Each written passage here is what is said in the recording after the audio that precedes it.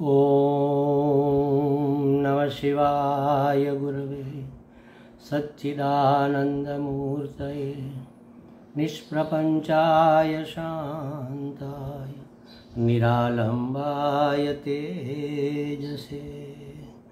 हरिओम प्रभु जी।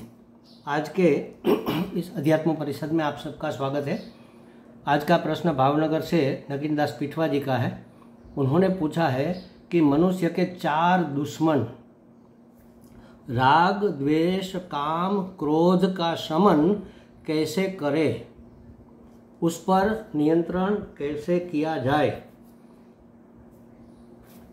राग, द्वेष, काम, क्रोध का शमन कैसे करे, उस पर कैसे नियंत्रण किया जाए। देखो प्रभु जी, जो वस्तु हमारी इच्छा से होती है उसका नियंत्रण किया जा सकता है, उसका निवारण किया जा सकता है, लेकिन ये तो हमारी इच्छा के विरुद्ध, हमारी इच्छा न होते हुए भी हो जाता है। राग हो जाता है, द्वेष हो जाता है, काम व्याप्त हो जाता है, क्रोध हो जाता है। अपनी इच्छा से थोड़े ही काम या क्रोध आते हैं, वो तो पूर्व के जन्मों के संस्कार पड़े हुए हैं, वो अपने आप परिस्थिति पैदा होते ही उभर आते हैं। तो इसका निवारण कैसे करें? अगर अपनी इच्छा से आते तो हम अपना कर्तृत्व उसमें लगाकर उसका निवारण कर सकते हैं, लेकिन ऐसी चीज़ें जो अपनी इच्छा से नहीं आती, वो पूर्व के संस्कार वश या किसी और कारण से आती है, तो ऐसी वस्तु का निवारण करने के लिए कोई भी चीज़ हो, कोई भी रोग हो, समझो ये रोग ही है, उसको मिटाना हो तो उसके कारण को जानना चाहिए और उसके कारण का निवारण करने से उस कार्य का निवारण हो जाता है। जैसे समझो कि सोने के कंगन है, अब हमें कंगन नहीं चाहिए तो उसमें से सोना निकाल लो, कंगन अपने आप मिट जाएंगे, क्योंकि सोना कारण है, कंगन कार्य है। उसी तरह हमारे राग, द्वेष, काम, क्रोध का कारण क्या है, उसका संशोधन करना चाहिए और उसका संशोधन करके फिर उस कारण को मिटा देने से कार्य मिट जाता है। अन्यथा ये राग, द्वेष, काम, क्रोध कोई कितना भी प्रयत्न कर ले, कोई कहे कि हमने इतनी साधना की, हमने इतना तप किया, हमने इतना ये किया, हमने इतना व्रत किया, हमने इतनी यात्रा की, हमने इतने प्रवचन सुने, जाते नहीं है महाराज। इसको मिटाने का एक ही उपाय है, कारगर अचूक उपाय, अमोघ उपाय यही है कि उसके कारण को मिटा दिया जाए। अब राग, द्वेष, काम, क्रोध, इसमें वास्तव में तो सबसे पहला आता है काम। काम माने कामना।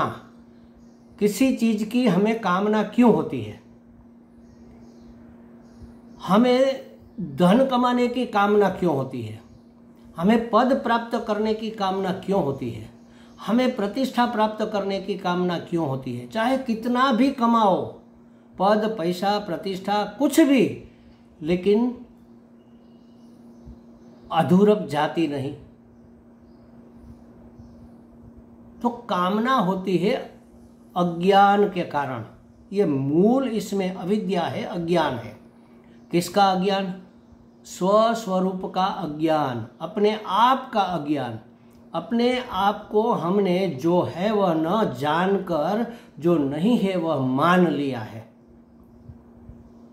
जैसे शास्त्र कहते हैं, संत कहते हैं, श्रुति, स्मृति, अनुभूति और युक्ति से यह बात सिद्ध है कि हम सत्य, चित्त, आनंद स्वरूप, अखंड एक रस, सर्वतंत्र स्वतंत्र आत्मा है।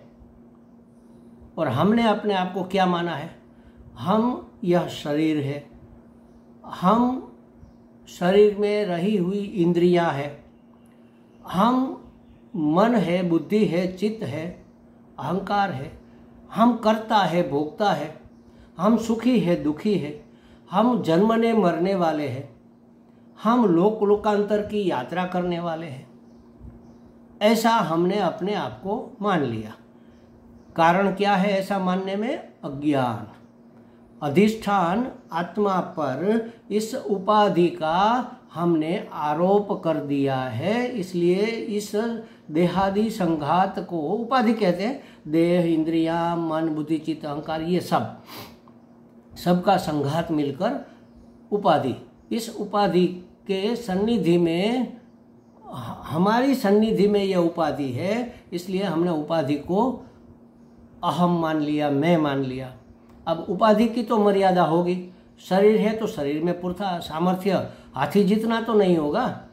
आँख है तो आँख माने दृष्टि हमारी गिद्ध जितनी पैनी तो नहीं होगी। पाँव है तो हिरण जैसे फुर्तीले पाँव तो हमारे नहीं होंगे। हाथ है तो हाथी की सूंड जैसा बल हम में तो नहीं होगा। तो कोई ना कोई कमी हमें दिखेगी और वह अपने में, मुझ में कमी है ऐसा हम मान लेते हैं। वास्तव में हम सत्य स्वरूप है, चित्त स्वरूप है, आनंद स्वरूप है। सत्य माने त्रिकाल अबाधित है, हमारी जन्म हमारा मृत्यु नहीं होता और हम तो मरने से डरते हैं और सभी डर मरने के डर से ही पैदा होते हैं।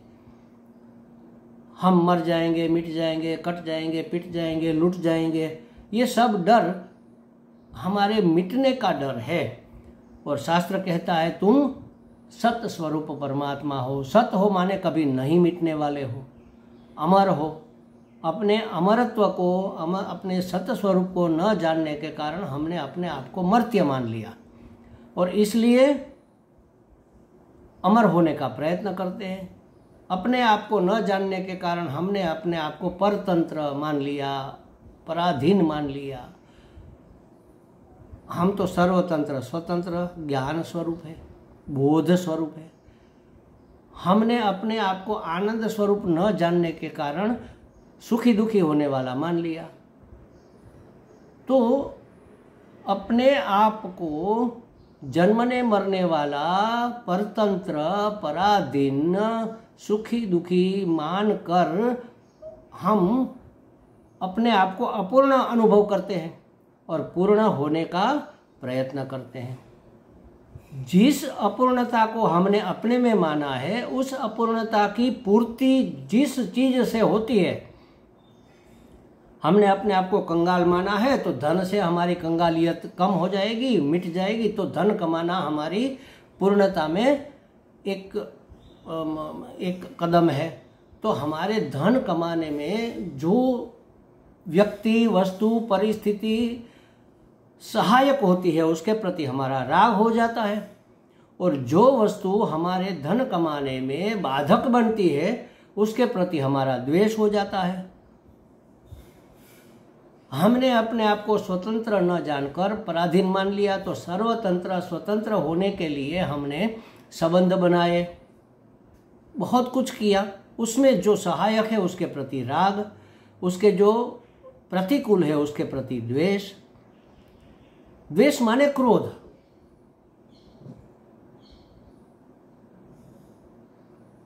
हमने अपने आप को दुखी जानकर सुखी होने का प्रयत्न किया, विषयों से सुख प्राप्ति का प्रयत्न किया। तो विषय भोग में जो अनुकूल है, सहायक है, ऐसे व्यक्ति, वस्तु, पदार्थ, परिस्थिति के प्रति हमारा राग हो जाएगा, आसक्ति हो जाएगी, लगाव हो जाएगा, वह प्रिय लगने लगेंगे। और उसमें जो बाधक बनता है, जो प्रतिकूल है, उसके प्रति हमारा द्वेष हो जाएगा। हमने कामना की कि हमें लड्डू खाने हैं, तो लड्डू खाने के लिए, लड्डू की प्राप्ति में जो जो व्यक्ति, वस्तु, पदार्थ, परिस्थिति लड्डू खाकर आनंद करने में अनुकूल है उसके प्रति हमारा राग, और उसमें जो बाधक बनता है उसके प्रति द्वेष, और फिर वह द्वेष धीरे धीरे क्रोध में बदल जाता है। और अगर हमें अपनी इच्छा की पूर्ति हो गई तो और ज़्यादा इच्छा होगी। अब लड्डू तो मिल गए, अब रसगुल्ले खाने हैं, तो लोभ जगेगा। काम, क्रोध, लोभ और इन सब से मिलकर बन गया मोह, माने अविवेक। अब भान ही नहीं रहा कि हमें वास्तव में क्या करना है। तो अपने स्वरूप को, सत्य चित्त आनंद स्वरूप को जान लेने के बाद हम तो सत्य है, मरेंगे ही नहीं।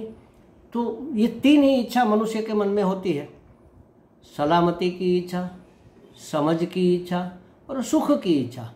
हम तो सलामती स्वरूप सत्य स्वरूप है, हम तो समझ स्वरूप है, बोध स्वरूप है, चित्त स्वरूप है, ज्ञान स्वरूप है, हम तो आनंद स्वरूप है, सुख स्वरूप है।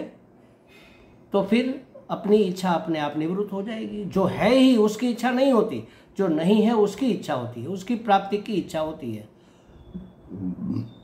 तो अपने स्वरूप को नहीं जानने के कारण काम क्रोध राग द्वेष इत्यादि प्रकट होते हैं, उत्पन्न होते हैं। स्वस्वरूप का ज्ञान प्राप्त कर लेने से इसका निवारण हो सकता है। अब स्वस्वरूप को हम कैसे जानें? तो हमने इतना तो समझ लिया कि हमारी सभी पीड़ाओं का, दुखों का, मुश्किलों का, डर का, भय का कारण स्वरूप का अज्ञान है। तो इस अज्ञान को मिटाने के लिए क्या करना चाहिए? हमारे अंदर जिज्ञासा जगी, इससे मुक्त होने की इच्छा, मुमुक्षा जगी। तो जहाँ से यह चीज़ प्राप्त हो सकती है, यह समझ प्राप्त हो सकती है, वहाँ जाना चाहिए। तो इसलिए कहा श्रोत्रिय ब्रह्मनिष्ठ सद्गुरु के पास जाकर अपने आप की पहचान हमें करवा लेनी चाहिए। सद्गुरु हमें शास्त्र का अध्ययन कराएंगे, शास्त्र का ज्ञान प्रदान करेंगे, हमारी समझ को स्पष्ट करेंगे। अपने अंतःकरण की शुद्धि की साधना करते हुए हम अपने आप को जान पाएंगे। तब जब सब हृदय में राम बसा है, तब हम किसका तिरस्कार करें? जब हर वस्तु, व्यक्ति, पदार्थ परमात्मा स्वरूप है, तो हमें किसका डर? जब सब कुछ उसकी इच्छा से ही हो रहा है, उसकी योजना के अनुसार हो रहा है, तो किसका अस्वीकार, कौन सा द्वेष, कौन सा क्रोध? ये सब मिटाने का एकमात्र उपाय है अपने स्वरूप को, अपने आप को जान लेना। शास्त्र के अनुसार सद्गुरु के मुख से अपने स्वस्वरूप को जान लेने से ही राग द्वेष काम क्रोध आदि का शमन होता है। उस पर नियंत्रण तो हो सकता है अभी भी समझ के साथ कि ऐसा करेंगे तो हमारी प्रतिष्ठा क्या रहेगी, हमारा नुकसान हो जाएगा। तो थोड़ा हम कंट्रोल तो कर सकते हैं, लेकिन मिटा नहीं सकते। मिटाने के लिए स्वस्वरूप का ज्ञान ही आवश्यक है। हमें लगता है नगीन भाई जी को कुछ स्पष्टता हो गई होगी। हरि ओम।